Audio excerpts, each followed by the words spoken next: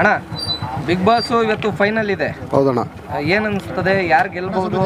ನಮ್ಮ ಅನಿಸಿಕೆ ಪ್ರಕಾರ ಹನುಮಂತ ಗೆಲ್ಬೋದು. ಹಾಂ, ಬಿಟ್ರೆ ತ್ರಿವಿಕ್ರಮ್, ಓಕೆ. ಇಬ್ಬರೇ. ತ್ರಿವಿಕ್ರಮು ಹನುಮಂತ ಗೆಲ್ಬಹುದು. ಹೌದು. ನಿಮ್ಮ ಸಪೋರ್ಟ್ ಯಾರಿಗೆ ಸರ್? ನಮ್ಮ ಸಪೋರ್ಟ್ ಎಲ್ಲ ಉತ್ತರ ಕರ್ನಾಟಕ ಎಲ್ಲ ಹನುಮಂತಿಗೆ ಸಪೋರ್ಟ್ ಇದೆ.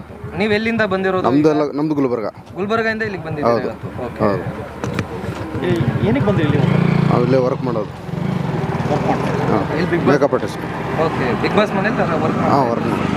ಓಕೆ. ಅಲ್ಲಿನ ಆಟಗಳು ಅದೆಲ್ಲ ಏನು ಅವೆಲ್ಲ ನಮ್ಗೆ ಗೊತ್ತಿಲ್ಲ. ಬರೀ ನಮ್ಗೆ ಕೇಳಿಸ್ತಾ ಇರುತ್ತಲ್ಲ ಸೌಂಡ್ ಅಲ್ಲೆಲ್ಲ ನಮ್ದೆಲ್ಲ ಈ ಕಡೆ ಅಷ್ಟೇ. ಮೇಕಪ್ ಮಾಡೋದು ಅಷ್ಟೇ, ಈ ಕಡೆ ಕುತ್ಕೊಂಡು. ಅಲ್ಲಿಗೆ ನಮ್ಗೆ ಒಬ್ರು ಲಾಯರ್ ಒಂದು ಧ್ವನಿ ಎತ್ತಿದ್ರಣ.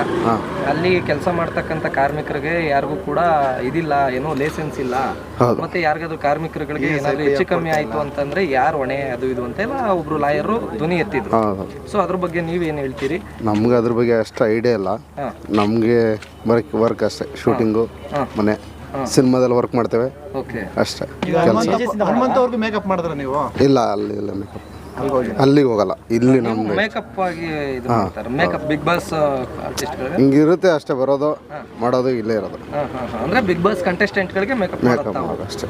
ಓಕೆ. ನಿಮ್ಗೆಲ್ಲ ಏನ್ ಪೇಮೆಂಟ್ ಇರುತ್ತೆ? ನಮ್ಮ ಪೇಮೆಂಟ್ ಎಲ್ಲ ನಮ್ಗೊಬ್ರು ವಹಿಸ್ಕೊಂಡಿರ್ತಾರೆ, ಅವರೇ ಏಜೆನ್ಸಿ ಪ್ರೊಟೆಕ್ಟ್. ಈಗ ನಿಮ್ಗೆ ಎಷ್ಟು ಕೊಡ್ತಾರೆ ಏಜೆನ್ಸಿ ಕಡೆ?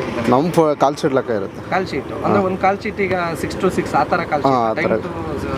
ಹೌದೌದು. ಓಕೆ. ಒಂದು ಕಾಲ್ ಶೀಟಿಗೆ ಏನು ಇರುತ್ತೆ ನಿಮ್ಗೆ? 2.5, 3 ಈ ಥರ. ನಾರ್ಮಲ್ ಮೇಕಪ್ ಆರ್ಟಿಸ್ಟ್ಗಳಿಗೆ ಈಗ ಮಾಮೂಲಿ ಏನಿರುತ್ತೆ ಅಷ್ಟೇ?